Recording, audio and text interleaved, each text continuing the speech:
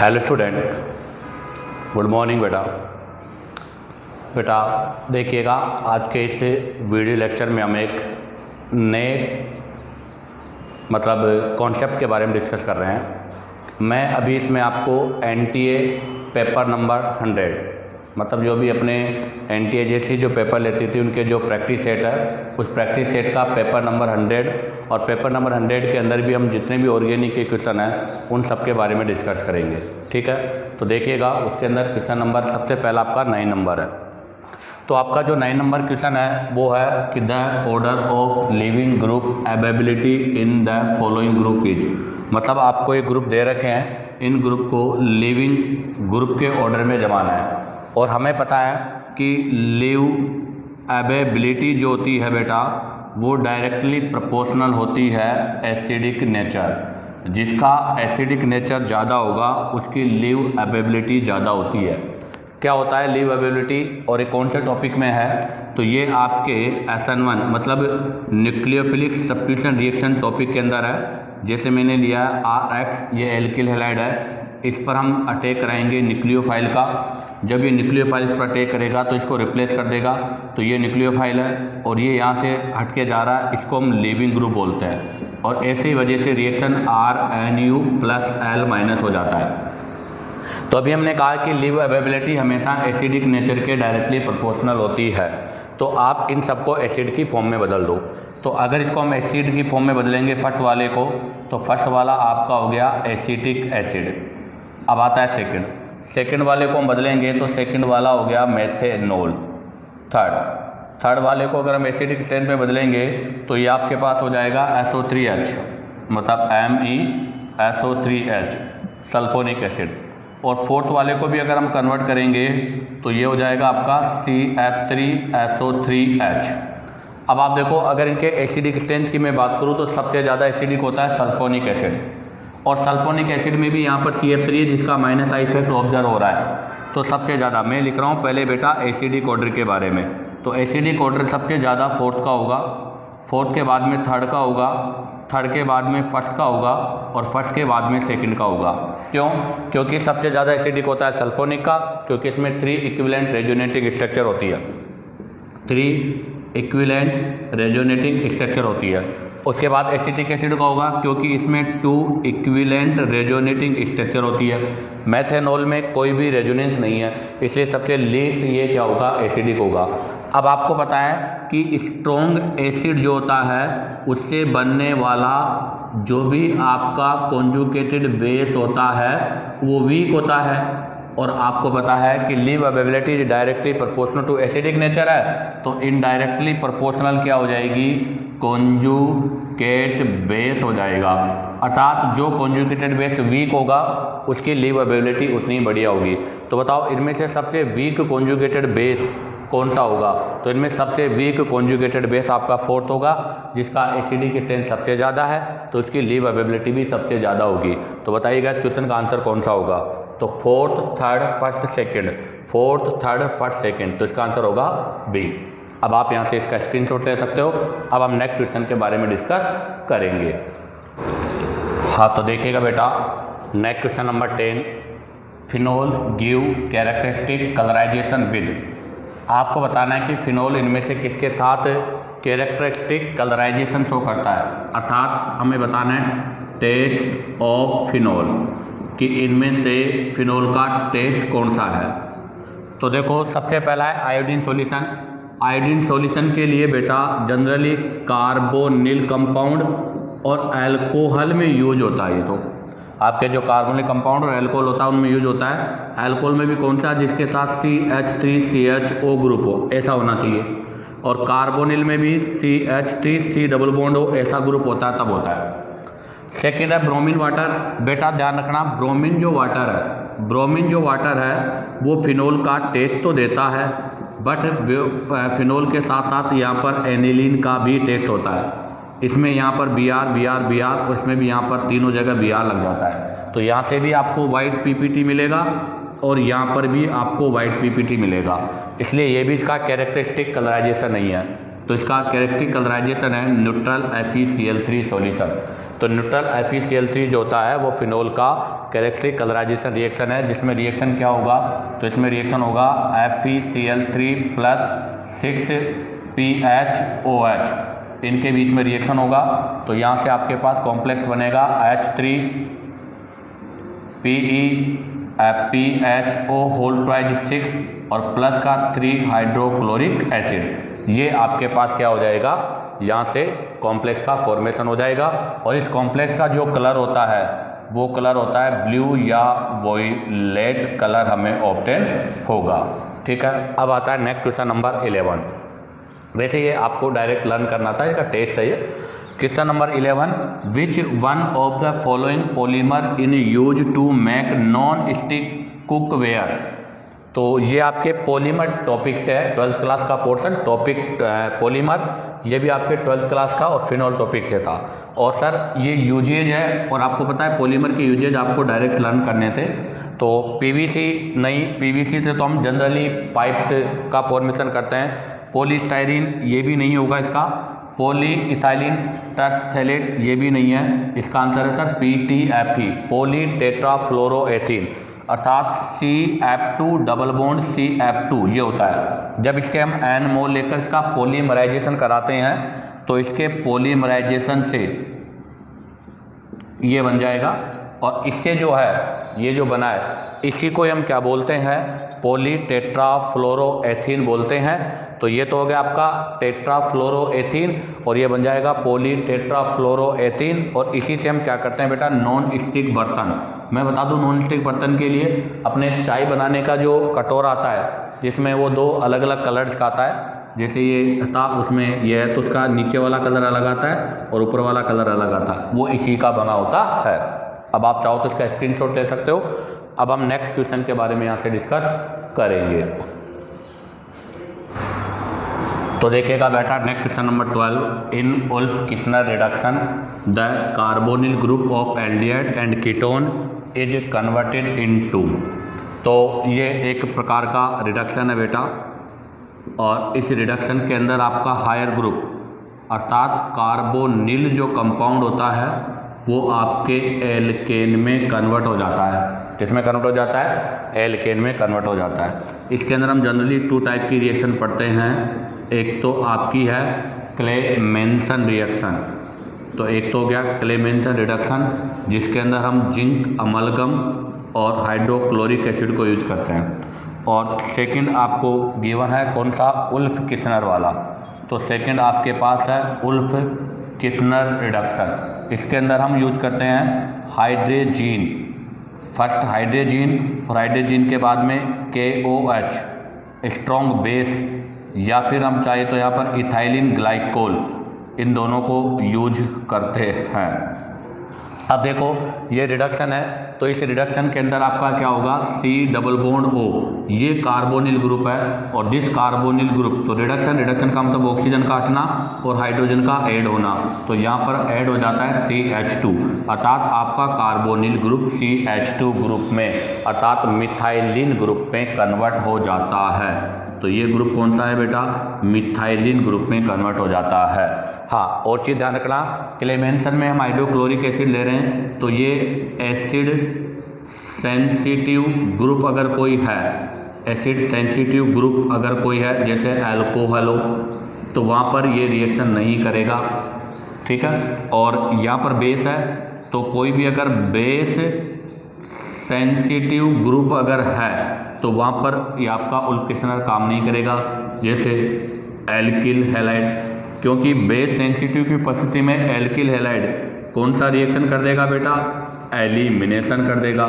और acid sensitive मतलब alcohol hydrochloric acid की प्रेजेंस में क्या कर देगा, NSR कर देगा। इसलिए याद रखना, Clemmensen acid sensitive group alcohol पर काम नहीं करेगा, वुल्फ-किस्नर बेस सेंसिटिव ग्रुप हैलाइड पर काम नहीं करेगा, क्योंकि हैलाइड की प्रेजेंस में ये एलिमिनेशन रिएक्शन शो करता है और एसिड सेंसिटिव के ग्रुप में ये न्यूक्लियोफिलिक सब्स्टिट्यूशन रिएक्शन शो करता है। इसी के साथ आपका क्वेश्चन नंबर 12 कंप्लीट होता है। आप चाहो तो इसका स्क्रीनशॉट ले सकते हो। अब हम नेक्स्ट क्वेश्चन के बारे में डिस्कस करेंगे। तो देखिएगा next question number 17, which of the following statement is incorrect about resonance. आपको बताना है कि इनमें से रेजोनेंस के लिए कौन सा स्टेटमेंट इनकरेक्ट है। सबसे पहला आर एस से मतलब बेटा रेजोनेटिंग स्ट्रक्चर है। Resonating structure should have equal energy. हाँ तो बिल्कुल बेटा, रेजोनेटिंग स्ट्रक्चर की स्टेबिलिटी अलग अलग है बट उनकी रेजोनेंस एनर्जी सेम होती है। जैसे बेंजीन है तो बेंजीन की ये वाली रेजोनेटिंग स्ट्रक्चर बना लो चाहो तो आप, और चाहो तो आप ये वाली रेजोनेटिंग स्ट्रक्चर बना लो, दोनों की एनर्जी सेम रहेगी। तो पहला राइट है। Second, in resonating structure the constituent atoms should be in the same position. बिल्कुल राइट बेटा, ध्यान रखना। इसी में एक टर्म चलता है टॉटोमेरिज्म। इसी में एक टर्म चलती है कौन सा, रेजोनेंस का मतलब आइसोमेरिज्म में है टॉटोमेरिज्म। तो टॉटोमेरिज्म और रेजोनेंस में ये डिफरेंस है कि टॉटोमेरिज्म में एटम की पोजीशन चेंज हो जाती है। जैसे मैं देखूं CH3 C double bond O और ये CH3 है। अब जैसे मान लो यहाँ पर मैं ये हाइड्रोजन और ये ले रहा हूँ, ये आपका अल्फा हाइड्रोजन है तो ये यहाँ शिफ्ट हो जाएगा और बॉन्ड यहाँ आ जाएगा, तो यहाँ बन जाएगा CH3 COH डबल बॉन्ड और CH2। तो देखो यहाँ पर क्या हो रहा है, यहाँ पर आपके एटम की पोजीशन चेंज हो रही है। बट आपका जो रेजोनेंस होता है, इस रेजोनेंस में कभी भी बॉन्ड की पोजीशन या जो एटम की जो पोजीशन है वो कभी चेंज नहीं होती। तो ध्यान रखना, रेजोनेंस में एटम की पोजीशन चेंज नहीं होती, ओनली पाई इलेक्ट्रॉन अर्थात बॉन्ड की पोजीशन चेंज होती है। तो सेकंड अब आपका राइट है कि रेजोनेटिंग स्ट्रक्चर में the constituent atom should be in the same position, तो एटम सेम में रहेगा। Number C, in resonating structures there should not be same number of electron pair, not be. तो sir ये आपका रोंग है, क्योंकि रेजोनेटिंग स्ट्रक्चर वो होती है जिनमें सेम लोन पेयर और बोन पेयर होते हैं, जिनमें same number of lone pair and bone pair, अर्थात उनके अंदर इलेक्ट्रॉन्स के जो पेयर हैं उनमें कभी भी चेंज नहीं आता है। और D, resonating structure should differ only in location of pi electron. बिल्कुल राइट, अभी मैंने कहा था कि रेजोनेटिंग स्ट्रक्चरों में केवल पाई बॉन्ड की पोजीशन या इलेक्ट्रॉन की पोजीशन चेंज होती है। जैसे आप देखो यहाँ पर पाई बॉन्ड यहाँ पर है, जबकि इसके अंदर पाई बॉन्ड यहाँ पर है, तो किसकी चेंज हो रही है पोजीशन, पाई बॉन्ड की पोजीशन चेंज हो रही है, इसलिए आपका डी भी राइट है। तो इस क्वेश्चन का आंसर होगा आपका सी। अब आप चाहो तो इसका स्क्रीनशॉट ले सकते हो। अब हम नेक्स्ट क्वेश्चन के बारे में डिस्कस करेंगे। हाँ तो देखिएगा बेटा, next question number 19, which among the following compound is not an organometallic compound. आपको बताना है कि इनमें से कौन सा ऑर्गेनोमेटेलिक कंपाउंड नहीं है। वैसे तो बेटा ये आपके कोऑर्डिनेशन टॉपिक का भी है और अपने एल्किल हैलाइड जो टॉपिक है उसके अंदर भी ऑर्गेनोमेटेलिक कंपाउंड आते हैं, वहाँ से भी है।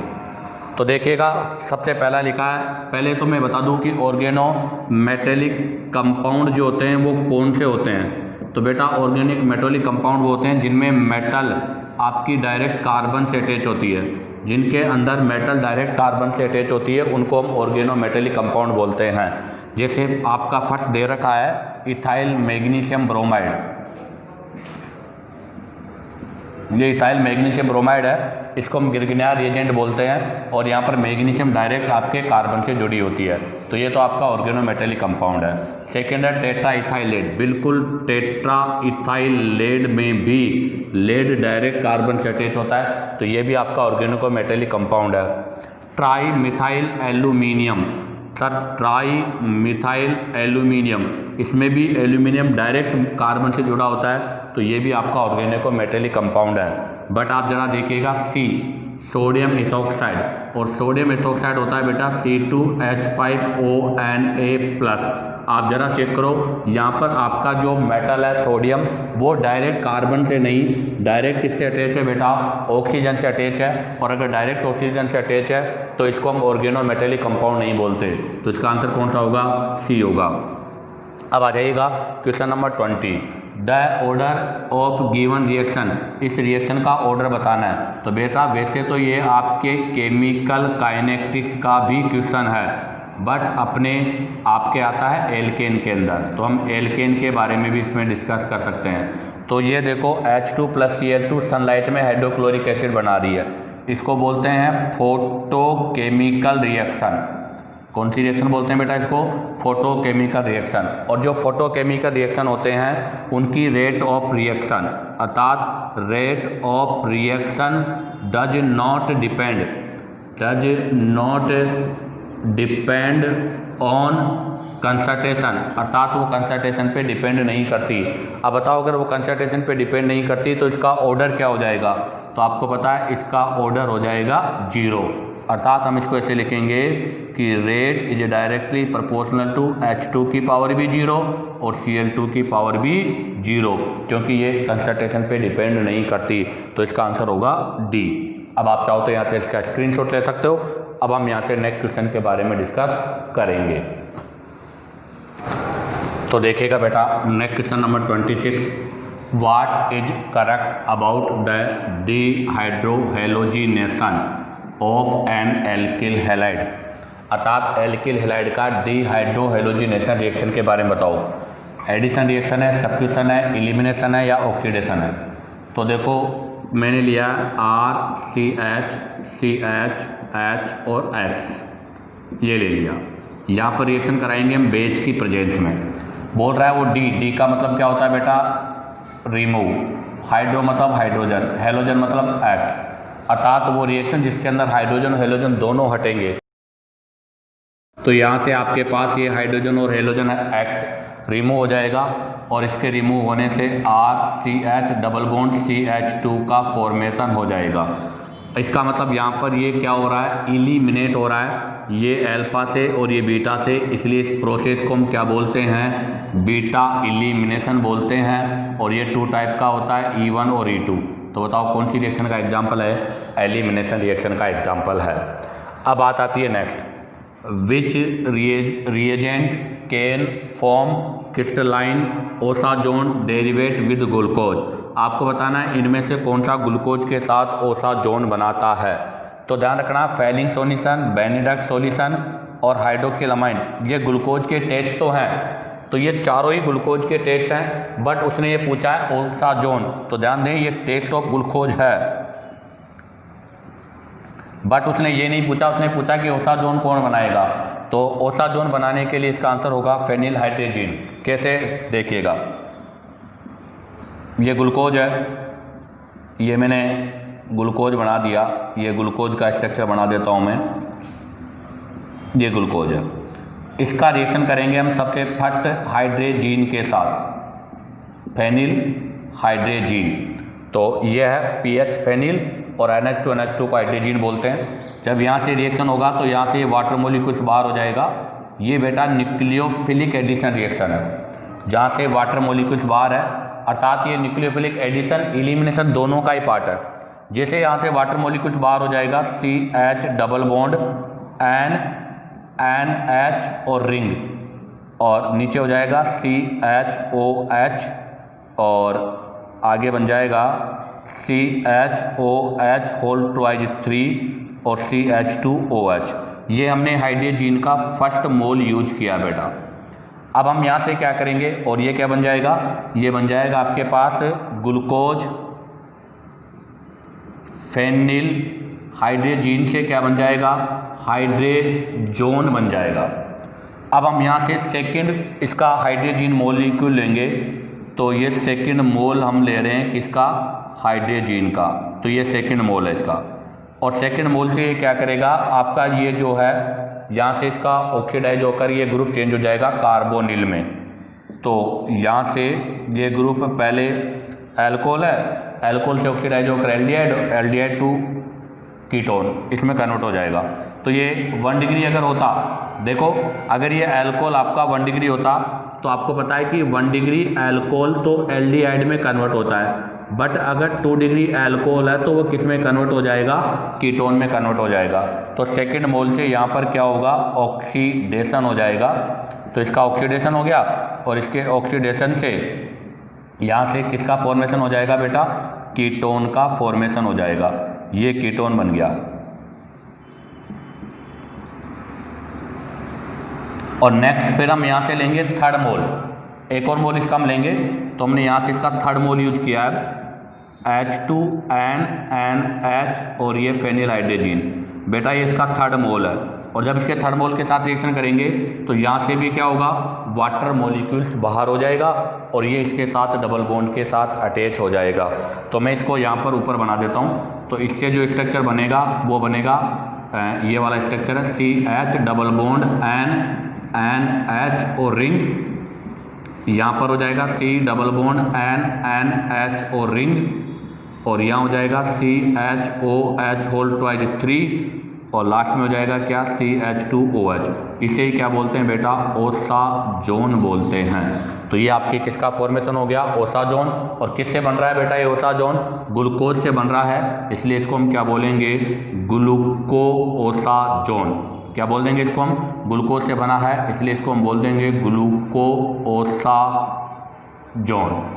ठीक है, तो इसका आंसर कौन सा होगा बेटा, फेनिल हाइड्रोजन। और कितने मोल की रिक्वायर्ड है, 3 मोल की रिक्वायर्ड है। फर्स्ट मोल क्या करेगा, NAR करके ग्लूकोज फेनिल हाइड्रोजन बना देगा। सेकंड में इसका ऑक्सीडेशन होगा अल्कोहल का, 1 डिग्री से एल्डिहाइड, 2 डिग्री से कीटोन। उसके बाद में फिर थर्ड मोल यूज करेंगे और फिर आपके ग्लूकोओसाजोन का फॉर्मेशन हो जाएगा। अब आप चाहो तो यहाँ से इसका स्क्रीनशॉट ले सकते हो। अब हम नेक्स्ट क्वेश्चन के बारे में डिस्कस करेंगे।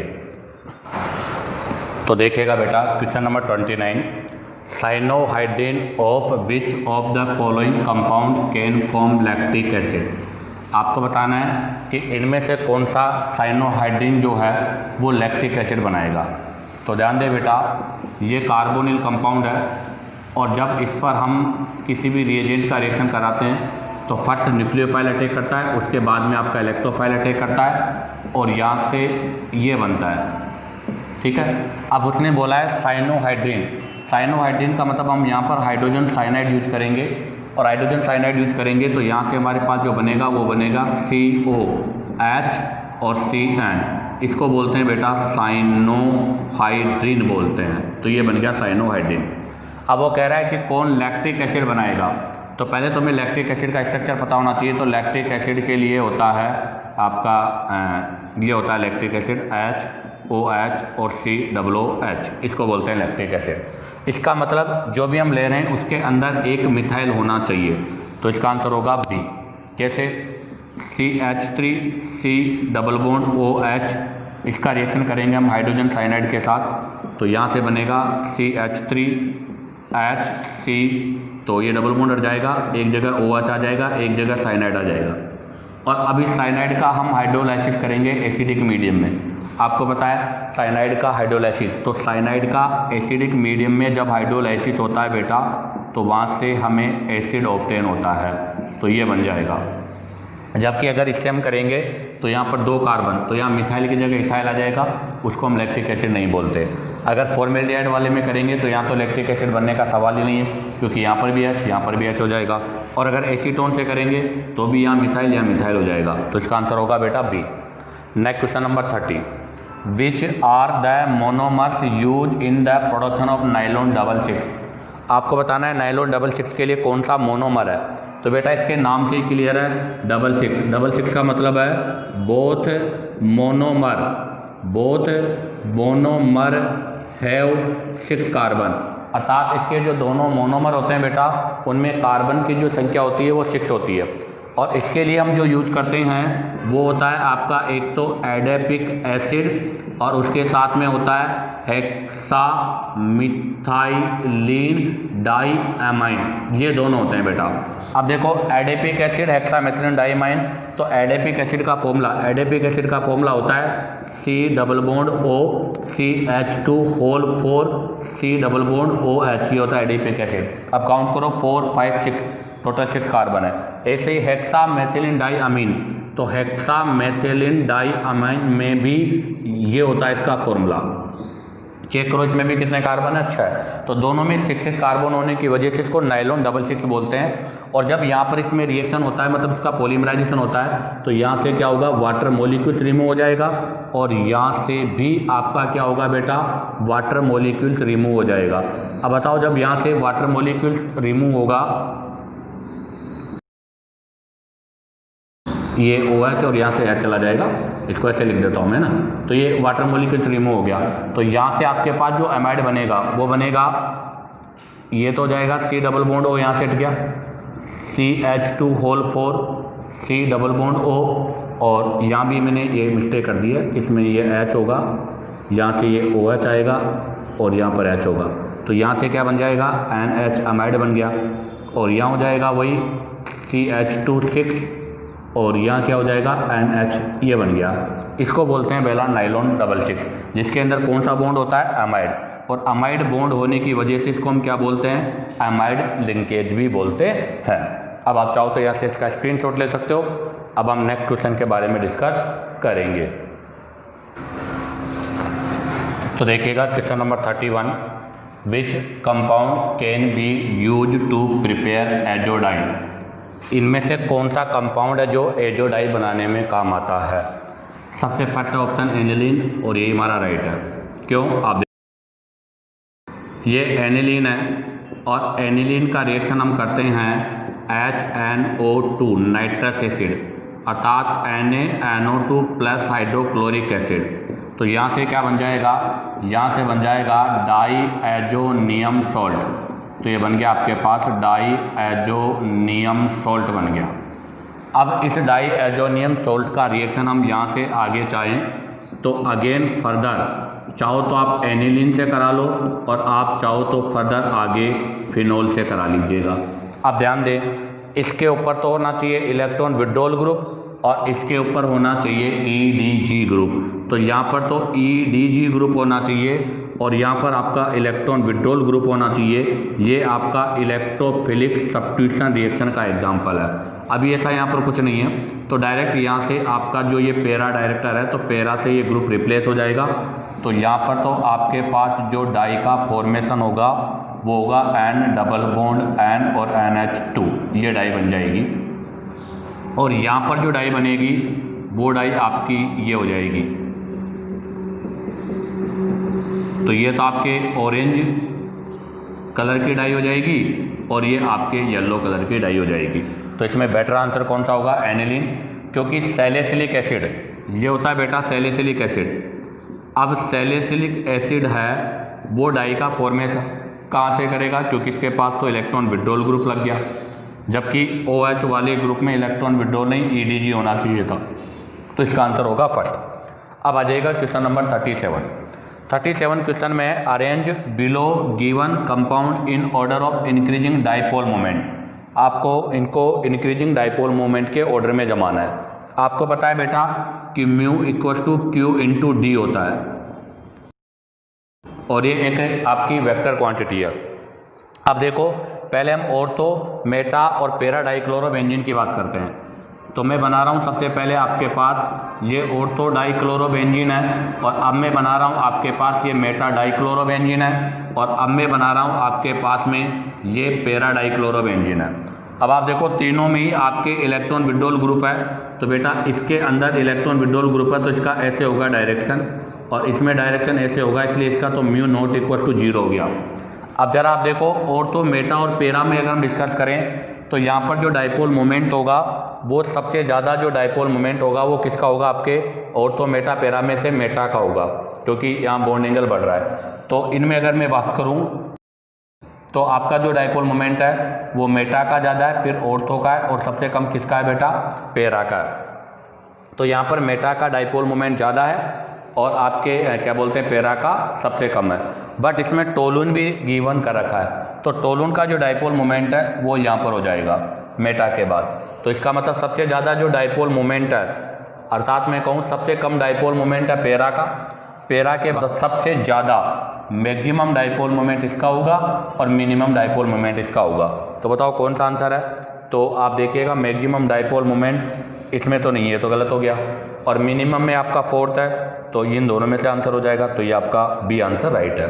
अब आप यहाँ चाहो तो इसका स्क्रीनशॉट ले सकते हो। अब हम नेक्स्ट क्वेश्चन के बारे में डिस्कस करेंगे। तो देखिएगा बेटा next question number 39, which among the following is a try basic acid. आपको बताने में से ट्राई बेसिक एसिड कौन सा है। ट्राई बेसिक एसिड से मतलब है जिसके पास 3 H प्लस प्रोटॉन हो। तो सबसे पहला ऑक्जेलिक एसिड, तो बेटा ऑक्जेलिक एसिड का फॉर्मूला ये होता है, तो ऑक्जेलिक एसिड तो आपके डाई बेसिक एसिड होता है। टार्टेरिक एसिड, अगर मैं टार्टेरिक एसिड की बात करूं तो टार्टेरिक एसिड तो ये होता है, और टार्टेरिक एसिड अगर ये होता है तो इसमें भी 2 हैं, इसलिए ये भी डाई बेसिक है।